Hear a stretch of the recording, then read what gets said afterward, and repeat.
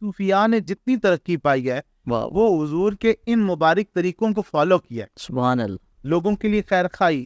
دیکھیں نا ایک آستانہ ہوتا ہے, ایک اولیاء اللہ کی درگاہ ہوتی ہے, اس کے 3 مین کانسیپٹ ہیں. بالکل ٹھیک, بالکل وہ ٹھیک. کیا ہے؟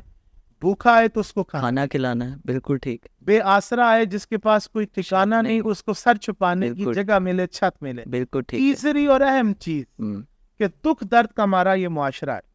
خانقاہ کا یہ ایک سب سے بڑا موٹیو ہے کہ کوئی بھی دکھی آئے تو اس کو اللہ کی رضا کے لیے ایک فی سبیل اللہ ایسا شخص بیٹھا خانقاہ میں ملے جس کے کندھے پہ وہ اپنا سر رکھ کے غم سنے, کیا بات ہے. اور وہ اس کی ملم پٹی کرے, یعنی اس کو تسلی دے, تشفی دے, اس کو دعا دے کے, حوصلہ دے کے بھیجے. اللہ دے رہا. یہ حضور کے طریقے ہیں, اسی کے ذریعے ہم اللہ کی رحمت لے سکتے, سمیٹ سکتے. حضور فرماتے ہیں حقوق اللہ جو ہیں وہ تو پھر اللہ سے رو دو کے ہم معافی مانگ سکتے ہیں, لیکن حقوق العباد ایسی چیز ہے جس کی معافی کوئی نہیں, اور اس کے ذریعے رحمت. بالکل ٹھیک. اس میں اب جو اولیاء اللہ یا جو غلامان رسول بڑے بڑے گزرے, انہوں نے کیسے حاصل کیا؟ 2 چیزیں, ایک تو ہے حقوق اللہ, ٹھیک ہے, دوسرا ہے حقوق العباد. بالکل. جہاں نماز ایمان قبول کرنے کے بعد نماز, روزہ, زکوٰۃ کی باری آتی ہے, وہیں پر حقوق العباد انتہائی اہم اور ضروری ہیں. بالکل ٹھیک ہے.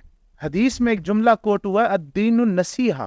واہ, دین خیر خواہی کا نام ہے. بہت اچھا, بہت اچھا. حضور نے فرمایا تم میں سے افضل مسلمان وہ ہے جو اپنے بھائی کے لیے وہی پسند کرے جو وہ اپنے لیے کرے. واہ واہ واہ, بہت. صوفیاء کرام پھر کیا کرتے ہیں؟ ان کا ایک نظریہ ہے. ہم نے بھی بچپن میں اپنے بزرگوں سے, بالخصوص اپنی دادی جان سے ابھی ہوش سنبھالا تو ایک جملہ سنا کہ عبادت سے جنت ملتی ہے, خدمت سے خدا ملتی ہے. واہ واہ واہ.